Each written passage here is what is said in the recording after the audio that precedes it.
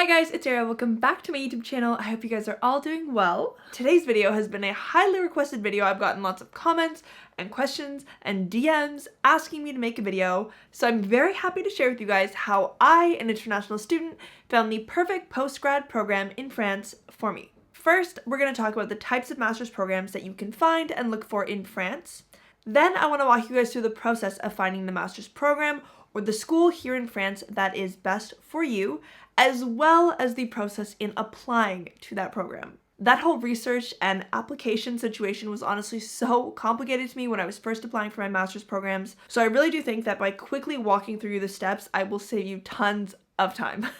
Then I want to talk to you guys about my experience going through the sort of decision-making process where you work towards or find out if you got into the program or the school that you wanted, as well as the cost of the master's programs in France. Before we get into the video, I just want to mention that I'm filming this, editing this, and posting this today. I'm going to watch the comments for the next couple days, especially this weekend, and I'm going to try my best to answer your DMs and your comments as soon as possible. I really mean it when I get hundreds of questions on how to find a master's program in France, and so I want to be as fast with my responses to you as possible, so if anything in this video is unclear, please leave it in the comments below. I'm going to be extra careful about responding quickly and thoroughly to any of the questions you have or filling in any blanks from this video. So without further ado, let's get into the video. The first thing I want to talk about are the types of master's programs that you can apply for. There are three categories specifically that I want to talk about. You have Master 1, Master 2, and Master en alternance. So Master 1 and 2 is just essentially a master's program either starting in your first year or your second year. The reason why I want to make this distinction is that if you come from a country like the US or Canada where your undergrad is 4 years, you're actually able to enter directly into the second year master's program in France. This is because the undergrad in France is 3 years. This is called the licence. So for French students, they do 3 years of undergrad and then they go into a 2-year master's program. If you've already done 4 years of education, you can actually skip that first year of Master 1 and go directly into Master 2. Now, I personally did not do this. The reason that I didn't do this is that my goal of doing my master's was to apply for naturalization and to eventually become a citizen. And to apply for naturalization after your studies, you have to do 2 years in post-grad school. So even though I could have skipped Master 1, I chose to go back and do Master 1 and then Master 2, so I did a 2-year master's program, because I knew I wanted to naturalize in the end, and also I thought it was helpful to me to actually be able to study fully in French for 2 years. I thought it would help me make friends, and it would help me get used to the culture, help me get used to the education system, and also to improve my French overall. So personally, I chose to go Master 1 and then Master 2, but if you have an undergrad that is 4 years, you can directly go into your second year of the master's program. Now, the third type of master's that I want to talk about is Master en alternance, which is the equivalent of doing a master's degree with like co-op on the side. Essentially what this means is that you'll be doing part-time school and part-time work. So you're sort of like an apprentice, an intern, but it's not quite like an internship where you go and you're like, okay, I'm an intern for 4, 5, 6 months. It's more like, okay, for 1 or 2 years, I'm studying and I'm doing my apprenticeship, my internship at the same time. So sometimes this can look like 3 days of school a week, 2 days at work, or this can look like 3 weeks of school and then 3 weeks at work. Alternance, you're alternating between school and work. What's really cool about doing a master en alternance is that most of the time you'll find these with private schools, and private schools are very expensive. But when you do alternance, the company actually pays for your schooling, so you don't have to pay tuition fees. Oftentimes, the company will also give you a salary on the side. I know one of my friends who went to the Grenoble École de Management. Their school fees were not only paid, but they were also given 2,000 euros a month in salary. And that was sort of in exchange for working for the company part-time. In hindsight, I kind of wish I explored the possibility of doing alternance more because that is not something that I did. The reason why I think alternance is so great is because it's a financially feasible way of doing a private school education. It's quite a lot to pay like 50,000 euros for a private master's degree, but when you're doing alternance and a company actually pays that for you, it makes it a lot more feasible to explore the private sector schools. Another reason why I really like the idea of alternance is that it gives you like qualitative job experience during your master's degree so that you can finish your master's degree with like really great work experience that you have on your resume. So I think there are a lot of pros with alternance. In hindsight, like I said, I wish I'd considered this more. The reason why I blocked this out as a possibility personally is because I found it very challenging to find a company that would hire me in alternance as an international student.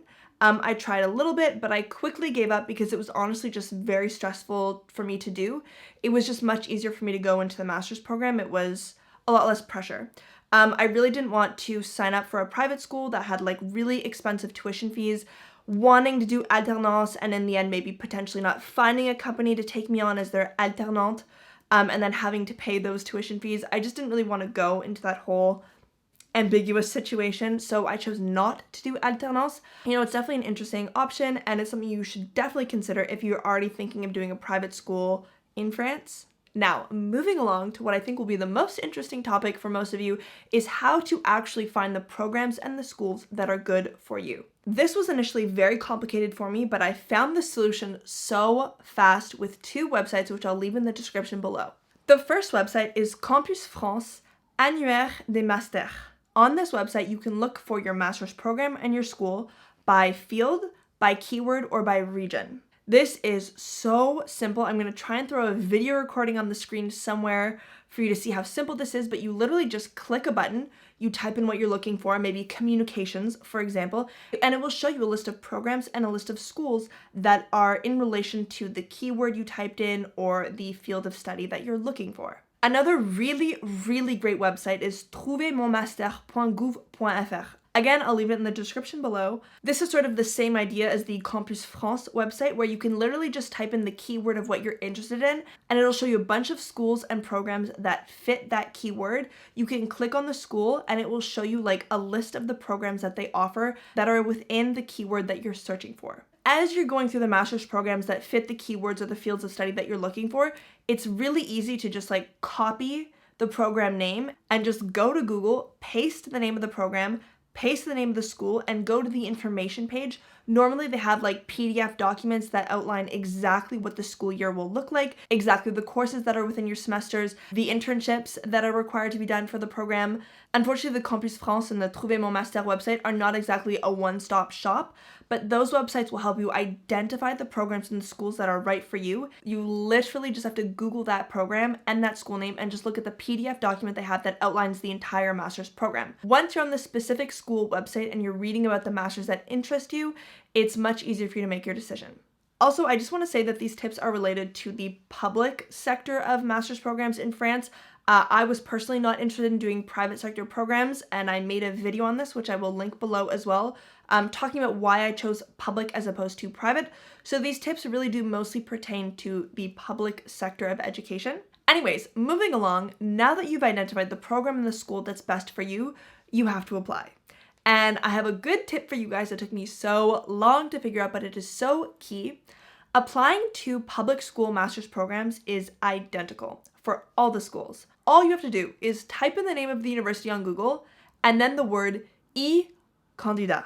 Every school has their own specific e-candidat platform where you log in, you browse the programs that you're interested in, and you apply on that school's specific e-candidat platform. There isn't like one big e-candidat platform for all of the French schools. You have to go to the specific e-candidat platform to the school that you're applying to. Now, once you've created your e-candidat profile and you're logged in, you can go through the master's programs that are interesting to you. For me, I don't know why, but I was so stressed that I wouldn't get accepted into any program or any university. I was like really nervous about this one. So for every school that I applied to several programs. And I did this because it's not very time consuming. Once you have the documents required for one application for one program, it's easy to then apply to 6 more programs that might also suit you. And that just increases your chances of being accepted into the school you want or just into a program in general.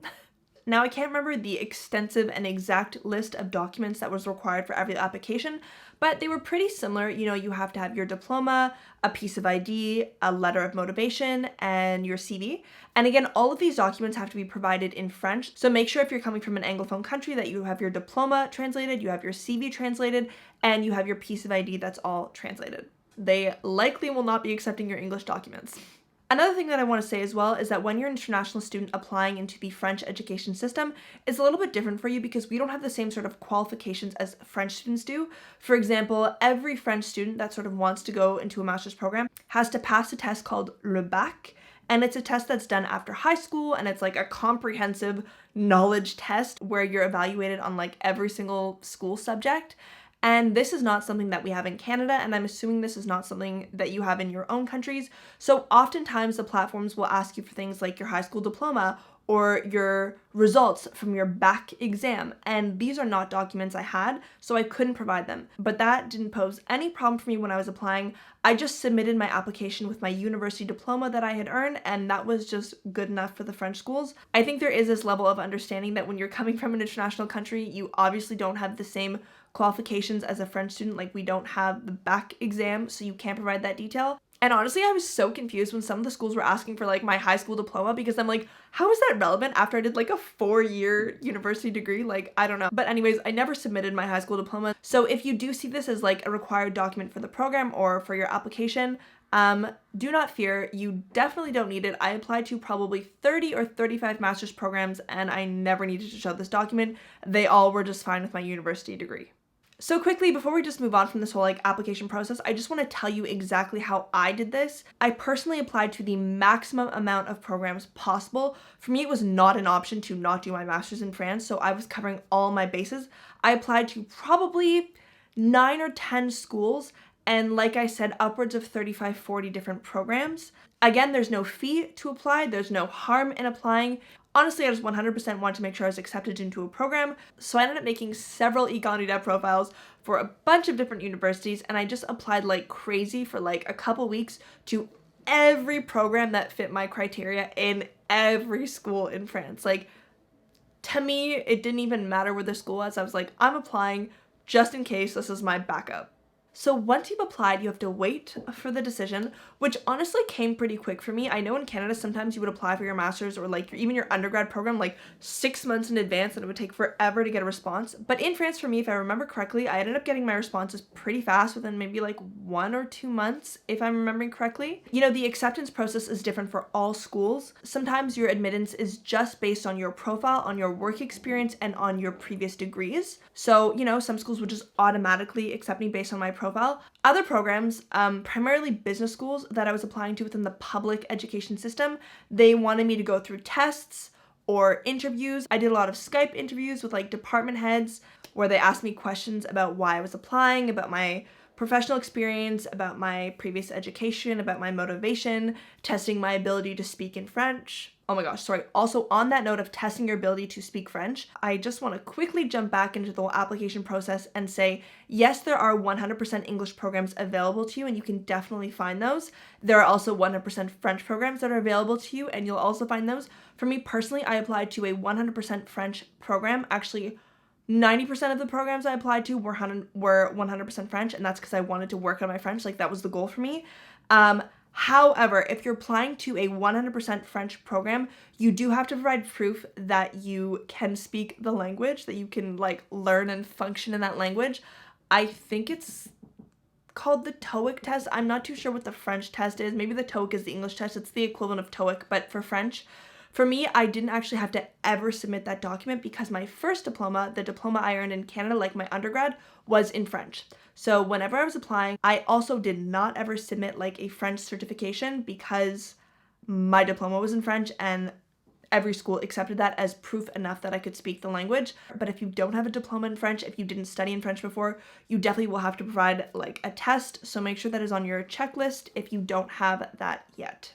Anyways, going back to the decision-making process, you might be accepted immediately, you might have to do interviews, you might have to do tests, but just be prepared for that process either way. You know, they'll reach out to you, they'll send you an email, and they'll, you know, keep you updated on your application. One final thing that I want to say that you should definitely keep in mind is that most schools close for summer. This means the vast majority of the month of August and most of the month of July. So you will definitely have your responses, I would say, before August. If you're applying late and you're like looking for a last minute spot, then you might receive your answer like late August or early September. The reason why I really want to mention this is because The school's closing was a huge problem for me when it came to my visa paperwork. If you're applying for a student visa for France, you have to have certain paperwork from the school, like a letter of acceptance, for example. And you often need like the original copy. So I was accepted like early July, and I had to like get all this paper situation sorted before the school closed in mid-July, and that was just really, really complicated. So if you're watching this video and you've been accepted and you have to apply for a visa, please make sure that you are on it for getting any documents you need from your school before they close for the summer. Sorry, I hope this doesn't look weird. I filmed the whole video, I finished editing, and then I was like, Arielle, you didn't even talk about the price of the master's program. So I'm refilming this now because I think it's really important that I put in links and I explain a little bit the cost of doing your master's in France. And it's important to discuss because a lot of things have changed. When I first did my master's program like 3 years ago, I think I entered into it 3 or 4 years ago, international students paid the exact same price as French students. And French students pay 200 euros a year for their master's programs. So I did my full master's degree for 400 euros, period. Which is nothing when you think of the cost of doing your post-grad in Canada or in the US. However, recently the French government has changed this policy and international students no longer pay the same prices as French students. The new cost for international students to do their master's in France is 3,700 euros. Which is actually quite a lot when you think about it. That is borderline private school prices in France. And while I don't necessarily think that a private school education is better than a public school education, I can firmly tell you that the facilities of a public school are less modern and less high-tech than the facilities of a private school. You know, I'm glad I didn't have to pay that 3,700 euros for my master's program, but just know that this is sort of a new process that's being integrated. I'm pretty sure that not all schools are abiding by this increase in tuition. I don't know if it's like a across the board kind of situation. Definitely check this out when you're applying to universities. Send them an email. See if you're able to pay the same price as French students. I honestly don't know. But anyways, in the description below, I'm going to leave a link that details the cost of the master's programs in France, and a second link because there are scholarships that the French government does offer to certain categories of international students. So if you meet the criteria for any of the scholarships, make sure that you are applying. So that pretty much sums up today's video on how I found the perfect master's program for me in France. I hope the content and I hope the links are useful for you guys. Like I said, I'm going to be watching my DMs and my comments very closely. So if I have left any information out in this video and you do have more questions, I will answer them as fast as possible.